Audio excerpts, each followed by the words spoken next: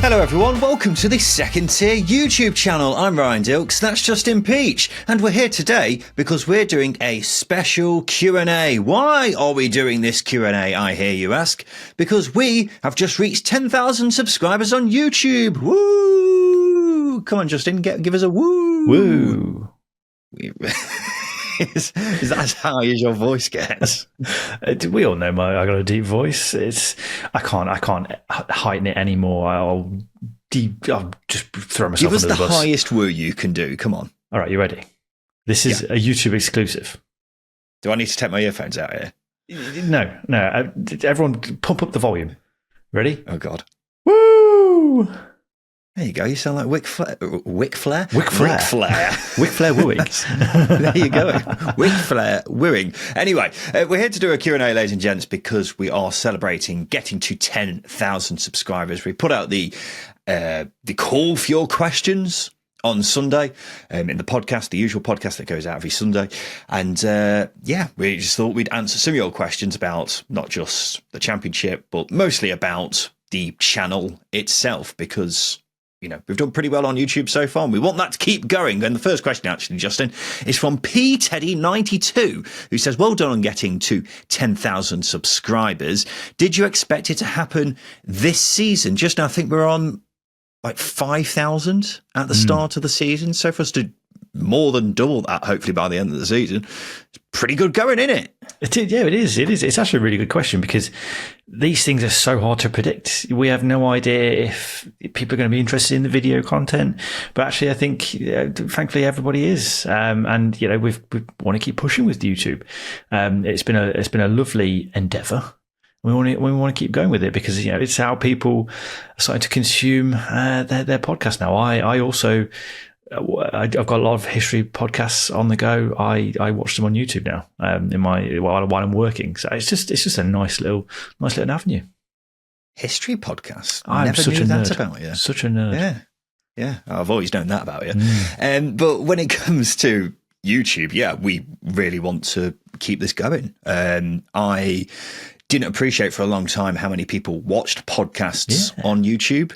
I have always been someone who just listens to it audio, but I fully appreciate that people do that now. And if people do that, then that's fair. So we'll keep doing it, and we're hoping to go even harder with it next season, ladies and gents. So make sure you stick around for that, because that's going to be exciting.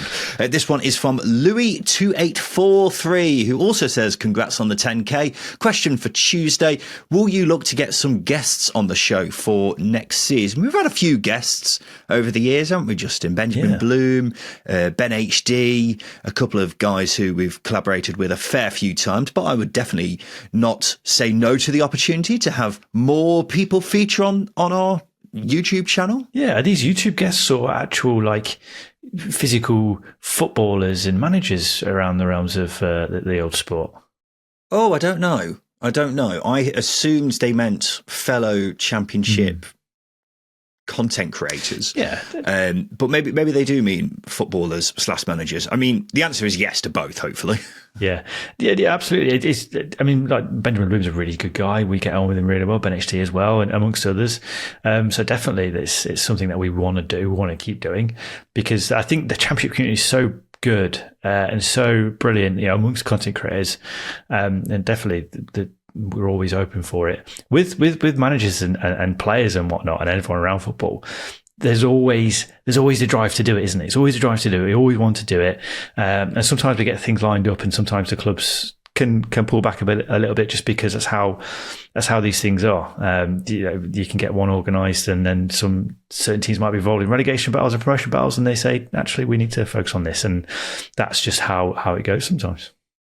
Yeah, it is just how it goes. But I love having chats with other people just to get their perspective, because I usually know 9 times out of 10 what your perspective is going to be on something, Justin. But that's fine. We've spent a lot of time with each other over the past 5 years now. So it's always good hearing what a fresh set of eyes have to say about things. And we'll happily collaborate with people. Let us know in the comment section below who you want us to collaborate with this season, because we're always up for doing stuff with new people, particularly with the playoffs coming up ahead as well. That's that's a prime opportunity for us to get some new voices on as well. And yeah, well, we always love chatting to the likes of Benjamin Bloom and whatever. Yeah, I met Benjamin Bloom in person earlier in the season. He's much shorter than I expected. Let's not throw out YouTube beef, because there could be a championship boxing match on the horizon. But you're not the tallest either, so let's not. How bloody dare you? I'm 5'11", I think. Oh, well, that is absolute nonsense. That is disgusting. Right, the next video we're going to get a tape measure out. That is disgusting. No. I am. No, you're not. Benjamin Bloom is not 5'10", put it that way. But yeah, garbage. just really laying on Benjamin here. I hope you're watching, Benjamin. Anyway, let's get back on track. This next one is from Fraz1188 or Phrase1188. How many football shirts does Ryan own, bro? Yeah, it is an obscene amount. I used to do the same thing. I used to wear football shirts, probably around COVID. I used to wear them on a weekly basis.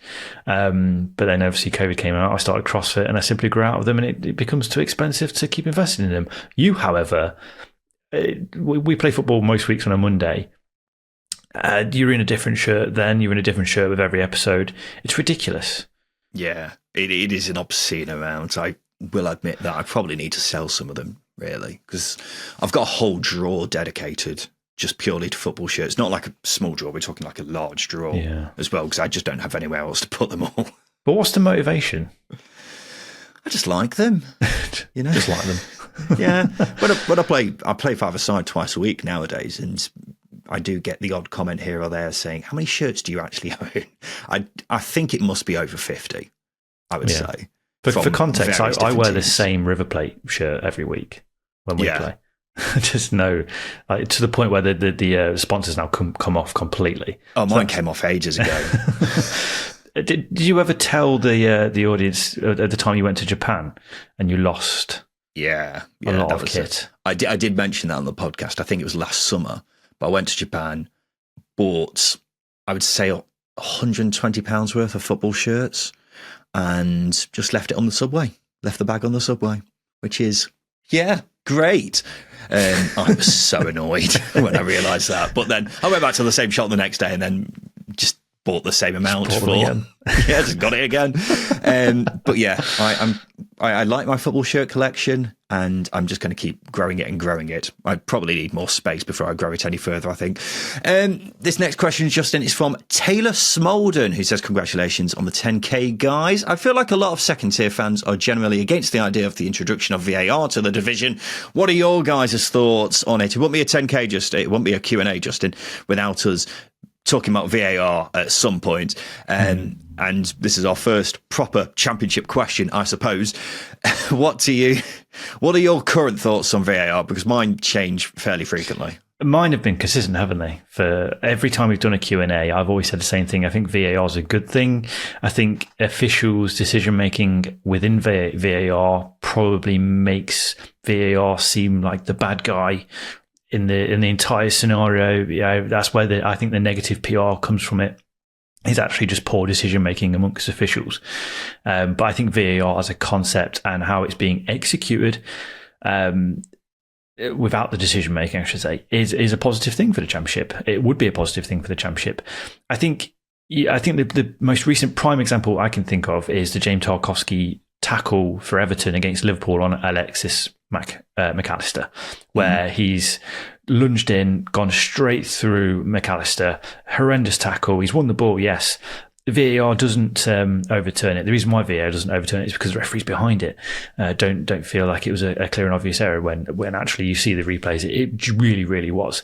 So as I say, I think the officials behind it are making it worse than it actually is, if that makes sense. I am opposed to VAR because I just think we're never going to find a solution that suits everyone, because it's always down to interpretation, and things like the Tarkowski challenge and various other bits and pieces will always be open to interpretation. You're never going to get everyone agreeing on the same thing. So what's the point? We may as well just stick with normal football like we have it in the Championship now, where these things are just up to interpretation, but the game is also quicker than where it is in the Premier League where everything's stopping every other 10 minutes or whatever. But this is where probably the debate becomes a little bit more complex. Is I think football's evolved to the point where games are very, very quick, very, very fast. I think officials do actually need help. Again, another example I can think of is going back to the Norwich Derby draw back in February. Yes, it was a bought draw, not much to it. But there was 2 offside incidents. Salverson for Derby had a goal disallowed right before that, though. I think it was Lewis Dobbin. But either way, it was a fast game, and the official, you could see on the replay, was struggling to keep up with the play. And when things get end to end, you're demanding a lot of your officials. So if VAR is in that scenario, that goal rightly gets awarded. And that brings it round to my point that I think the game has now evolved. Football has now evolved to the point where it's just really fast paced. Officials do need a bit of help. Officials need help, but I don't think that help is the VAR, because I just don't, as I say, it's completely open to interpretation. So what's really the point? The only thing I am in favour of, to a certain degree, is automated offsides, because a player's either offside or they're not. You know, there's no that's not up for debate. That's just a factual thing that someone's offside. Or if a ball goes out, like you remember that Josh Sargent one against Derby earlier in the season where the ball had quite clearly gone out of play, but it wasn't given. Stuff like that, where you can factually say, yes, that should not have been given or whatever, then that I'm in favour of. But anything like, was that a red card? Was that a penalty? I just don't see the point. Yeah, because you're just delaying things for the sake of it. But it's a 50-50 argument, isn't it? There are arguments for and against it. I do agree with some of what you say, but I disagree with a lot of it as well. It'd be interesting to get viewers' thoughts on it and see what they say in the comments, because it is such a difficult balance to take, as the points you were making are fairly, they're right, and I feel like the points I was making were fairly right as well. It's so balanced. This is it. Yeah, the answer's somewhere in the middle, isn't it? That referees need help, but is VAR the answer? Who knows? Who bloody knows? But it sounds like we are going to get something in the Championship at some point in the near future, because I think the EFL is trialling like a VAR light version. So we'll see. Anyway, as usual, whenever we do a Q&A, we've spent 5 minutes or pretty much the half the bloody thing talking about VARs, Justin. So I think we'll probably just leave it there, shall we? Because we've wrapped everything up pretty well, I think, there. But ladies and gents, this has been a Q&A, a brief Q&A to celebrate us getting to 10,000 subscribers. We'll do another one when we get to 20,000 subscribers next season. Maybe we'll get to more. I don't know, Justin. Who knows? But hopefully that will be the case. But this has been the Second Tier podcast, or the Second Tier YouTube channel. And we'll look forward to seeing you again tomorrow, because I've got my video coming out tomorrow, which is Player of the Season for every club in the Championship. Ooh. Justin, give me an ooh. Ooh. Give me a woo. Woo. There you go. We'll be back again tomorrow. See you then.